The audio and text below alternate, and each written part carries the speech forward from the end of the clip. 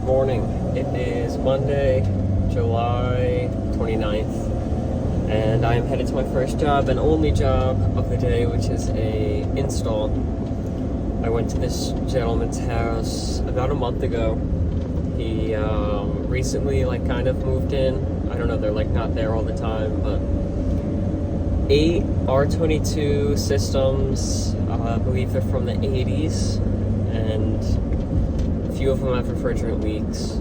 So we're starting off with the worst one, which is the master. That was the lowest system, and we're going to be replacing that with a Bosch IDS 2.1 connected series unit. So we're going to utilize existing line set. We're going to use the line wiper to clean the lines, and it should go smoothly. I had some transitions made. The attic's a little bit tight where the unit is, but the outdoor unit's just right down a big set of staircase.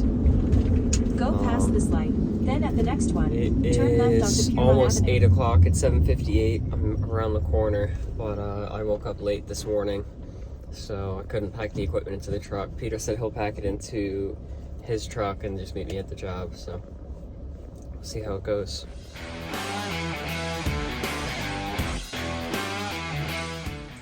Okay, so here we are.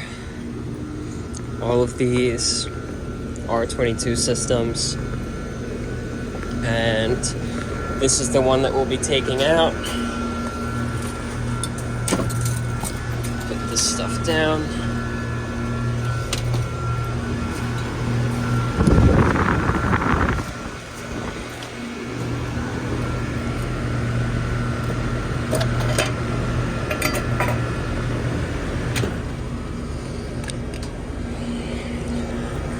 Master unit. It is a 3.5 ton, and we're putting in a 3 ton. So we don't need 3.5 tons just for the master. But yeah, all these units. There's a couple more on the other side of the house, but we'll get this one pumped down. As you can see, there is some condensation, so there's just enough for the system to freeze over in the attic. So get started. I'll hook up my gauges, pump down into the compressor, and get this piece of equipment out of here. Okay, so I have my high side closed. I purged my manifold, opened it up. So the suction side is pulling from both the high and the low side. See how much we can get pumped down into our condenser here. Okay, so we got it pumped down to 0. I just shut off 2 breakers inside. There's a lot of breaker panels here, but they both said master bedroom compressor. They were both 240 breakers, and I'm pretty sure I got the air handler and the compressor with those two because I don't have power to our disconnect, and then our contactor stopped pulling in, so that makes me believe that the air handler in the attic is shut down, but only one way to find out. So I'm gonna head up there, start disconnecting. Okay, so here is our unit. It is raised up a little bit, but there's a supply plenum. So we'll see how this is gonna work out. I was just gonna throw an emergency pan on this wood right here. It's a high-rise pan, so it'll lift the unit up, and we should line up with our duct connections, but we will see what happens. I'll get to working on disconnecting. I'm probably gonna start with pulling this supply plenum just out of the way so we can get to either side of the unit, because the unit is mounted on chains that go into the unit itself. This is a little bit annoying, but see all the condensation here, so we're frozen. But actually we can see how frozen we are if we are frozen. Pulling out this filter. We'll be putting in a nice filter box, but yeah, you can see the ice. So that'll be fun to take out, dripping everywhere. Okay, so So I just got the return box off and disconnected all of our electric, our line voltage, our low voltage, inside the unit itself. So Peter's grabbing the tool bag and a shop vac because we're gonna have a lot of water with this coil. Okay, we just put our new Bosch there for a minute. Here's the box for that. Here's the box for our air handler. There's our old air handler and our coil. That was fun getting it out. We got the emergency pen up there already. Have to flange out some ductwork and then start installing this one. Moving along enough. This is the 36 2.0 series air handler. This is the 2.1, the BOVB, the connected unit, so you can hook up your phone with Bluetooth, which I've never been able to successfully do, but you can hook your phone up with Bluetooth and monitor the unit.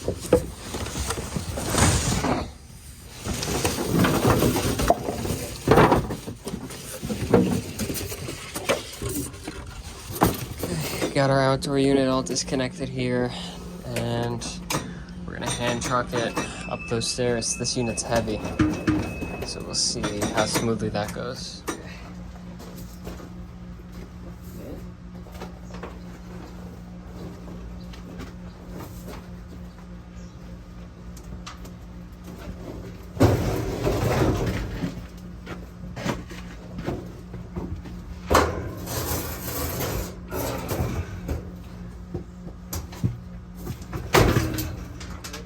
Can you go more flat?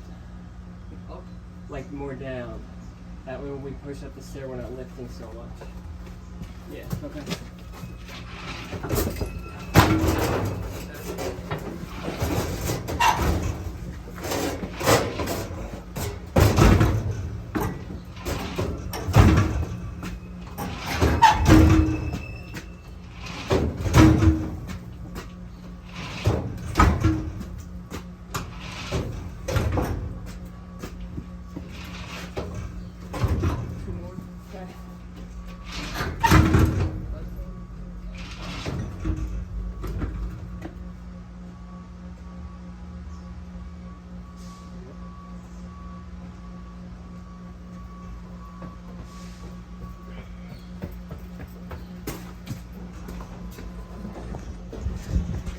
So that's done.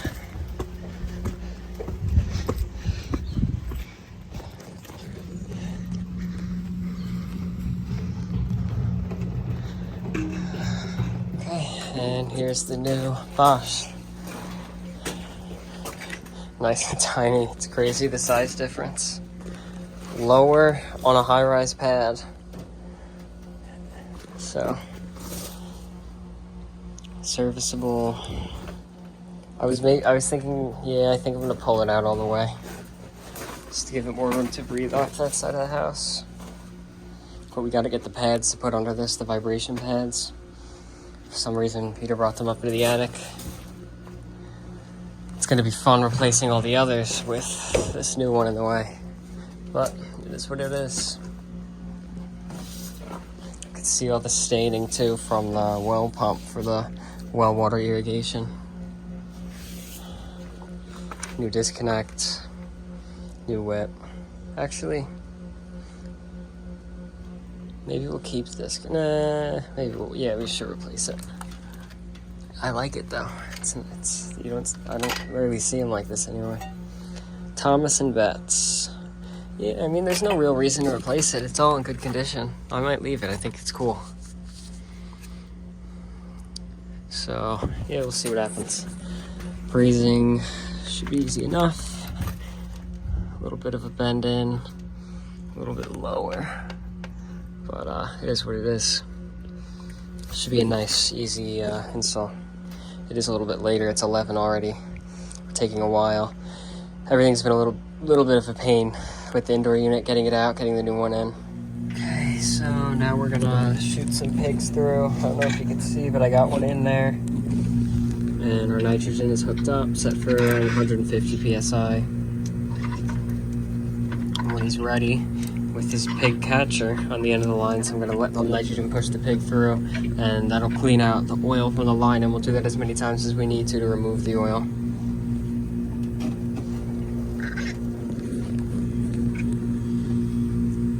Let me know.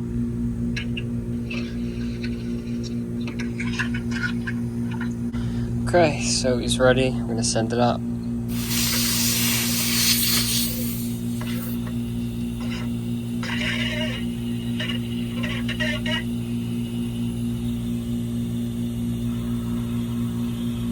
Get it yet? No. Let's bump up our pressure.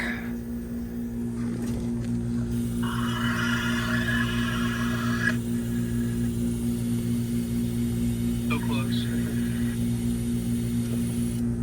Bump it up a little bit more.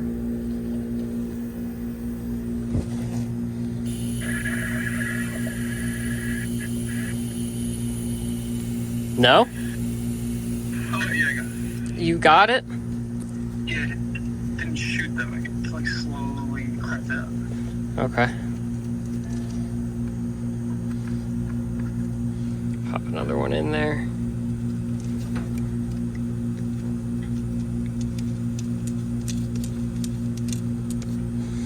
Ready? Yeah.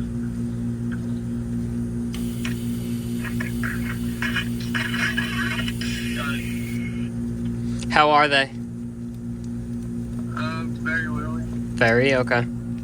So we'll do this a bunch of times and get the lines clean. Okay, so usually I braze with this little rosebud tip, but I'm going to try using the regular tip. I already did that one right there. I'll show this one. That one was a little bit tough to get on camera. This one's going to be a little bit tough too. Let's see. Focuses. Yeah, you can kind of see it. I'm flowing nitrogen. Just the braze rod and the striker. I'm not used to using this one, but I figured I should get used to it for when I need it.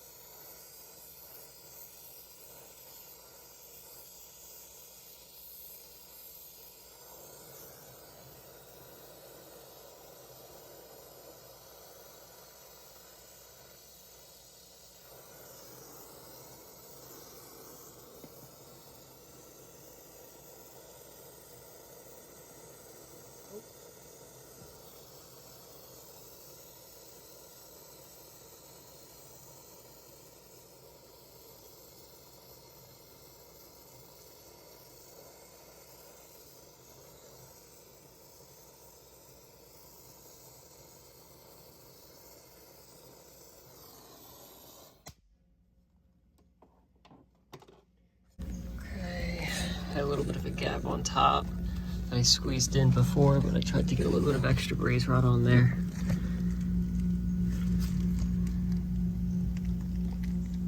Yeah, should be good on that one. Then I have to do the 3/8 and then inside. Now moving on to the 3/8, I'm gonna see if Peter can get a good video of the brazing.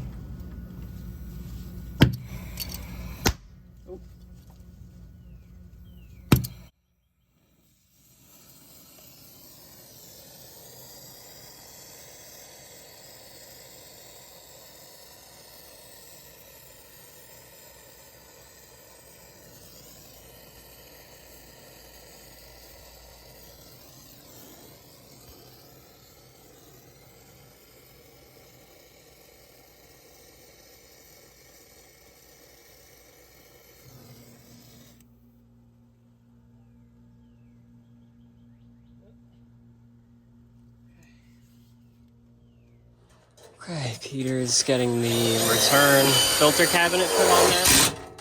And here's our unit in place up here on our emergency pan. On vibration pads, there's our piece of ductwork. That was a perfect fit. So We just gotta hook up this return plum to the filter cabinet, and we're gonna have to reorient the returns to this side rather than on the bottom. Okay, so we brazed inside, pressure tested, and now it's time to turn our vacuum on. So we have the field piece, whatever this is, 6 CFM vacuum pump with the True Blue hoses and the Blue Vac Plus Pro micron gauge, so that we can read our vacuum and make sure we pull a good vacuum. Just move all this stuff out of the way and make sure our gas ballast is open and turn our pump on. And this is a long line set run, so it's probably going to take a while.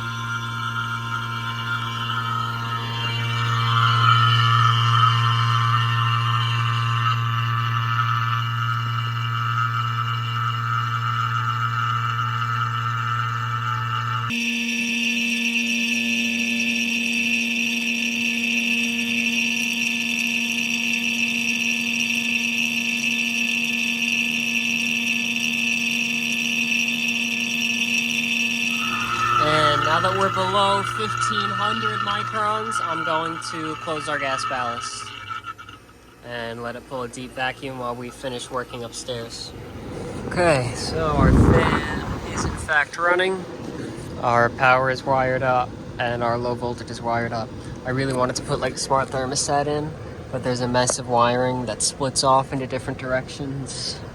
So I'm gonna leave the wiring as is, because that's gonna be a big project to run new wiring to figure out where everything goes and everything like that. But fan works, this is capped off, this is what is going to be broken by our float switch, and our outdoor unit's vacuuming. I could hook up electric on the outdoor unit now.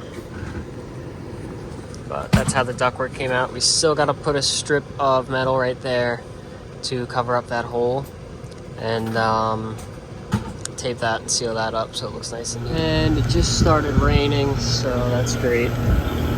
But we are at 90 microns, so let that keep pulling. It's not really 90, because if I close this off, it'll jump up. Because it's reading with the vacuum, closer to the vacuum pump.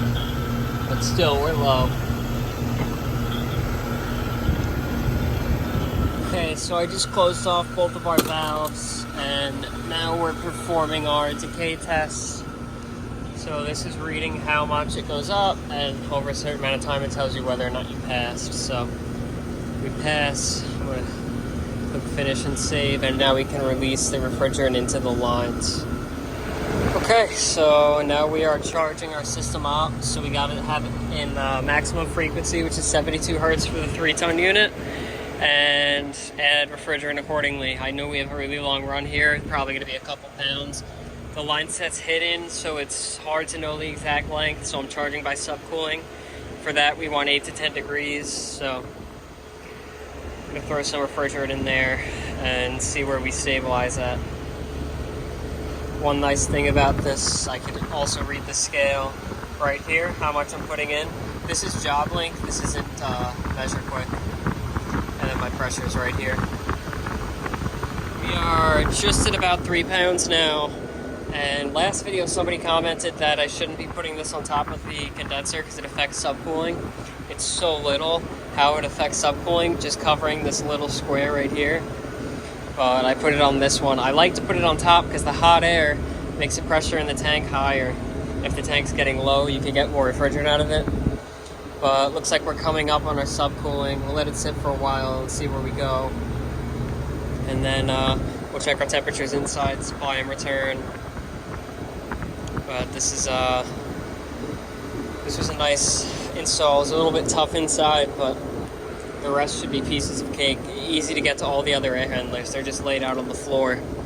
That was the only tough one, so I'm glad that one's over with. But hopefully he continues system by system every year. That's what we do with other customers. All of these have crazy high head pressure. The coils are aluminum deteriorating. We have refrigerant leaks. My guess would be they're in most of the outdoor coils. But with R22, it's pointless to figure out where the leak is because we don't put in 407C units or new 22 or any of that refrigerant. We go with 410 and soon to be R32. We go with full replacement, how it's supposed to be done. And when we can, we like to do the line set, but it's, you know, it all goes into the house and disappears, so. Looks like we're coming up and we'll be pretty good on our subcooling. Okay, so here's the unit. It's condensing, it's draining. Just tested our float switch. And we got a filter here. We had to open the flange that was bent in on this side. That way the filter would actually seal with this ductwork, which is exactly 20 by 25. And all of our ducts are pulling off that side, just enough where they're not crushed, which is perfect. Yeah. So, Peter's doing the final touches on the line set, and we should be good to go. And here is the boiler room for this house. So it's all different radiant zones, 2 instant hot water heaters, crazy filtration, and I think that's a pump for the irrigation system. Maybe not. I don't know what that is, but yeah, massive gas meter.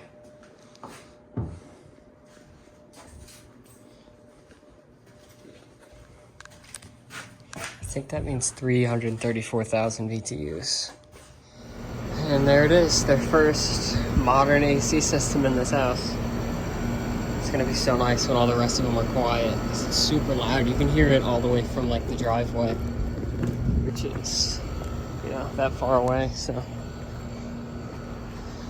But looks good.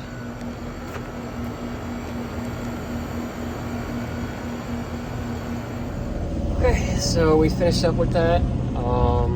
It's 3:30 now. I did have to wait about 15 minutes for the customer to come home to pay. But we got done in a reasonable amount of time considering the position of the air handler. Yeah, that's it. It's cooled by 2 degrees within the hour or 45 minutes that it was running. It's pretty hot in there. But hopefully you enjoyed watching the video. Like the video if you liked it. I do have in my channel description a link to the majority of the tools that I use, including that torch. I love that little torch that I use. As well as a link to my, or an affiliate link for House Call Pro. So if anybody wants to try using House Call Pro, there's a free trial with my link. And then if you sign up for it, you get 50% off for the first 2 months. So, and then I get a little bit from them, which is nice. But yeah, hopefully you enjoyed watching the video. Comment any advice or criticisms or feedback, and subscribe. Thanks for watching.